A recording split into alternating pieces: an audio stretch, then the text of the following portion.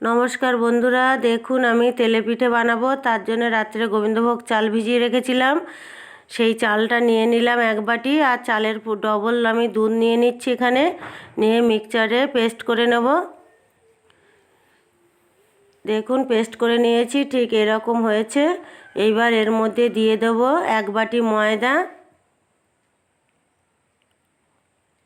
Half cup সুজি,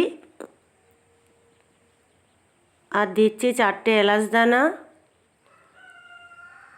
আর আখের গুড়। আপনারা যেরকম মিষ্টি খাবেন সেরকম দেবেন, এখানে চিনিও দিতে পারেন। সব কিছু দিয়ে আমি আবারও পেস্ট করে নিচ্ছি। দেখুন এইরকম গাঢ় হয়েছে। আপনারা চাইলে এই সময় একটু জল বা দুধ মেশাতে পারেন। আর ব্যাটারটা আমি একটা পাত্রে ঢেলে নিচ্ছি। ঠিক দেখুন এইরকম গাঢ়ত্ব হবে, উপর থেকে ফেললে ডোব খেয়ে যাবে, তখন ভাববেন ব্যাটারটা ঠিকঠাক রেডি হয়েছে। এদিকে কড়াই বসিয়ে কড়াইতে সাদা তেল গরম করে তার মধ্যে আমি পিঠে একটা একটা করে ছাড়ছি। দেখুন ছাড়ার সঙ্গে সঙ্গে পিঠেটা কি সুন্দর উঠে আসছে, ফুলেও উঠেছে। এইবার এই সময় একটু ছিদ্র করে দেবেন যাতে উপর নিচ ভালোভাবে সেদ্ধ হয়ে যায়।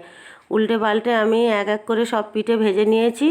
আর এই শীতের লইলেন গুড়, সেই লইলেন গুড় নিয়ে নিচ্ছি, নিয়ে তার সঙ্গে পিঠেটা পরিবেশন করেছিলাম। কেমন হয়েছে আমার পিঠে বানানো কমেন্ট করে জানাবেন।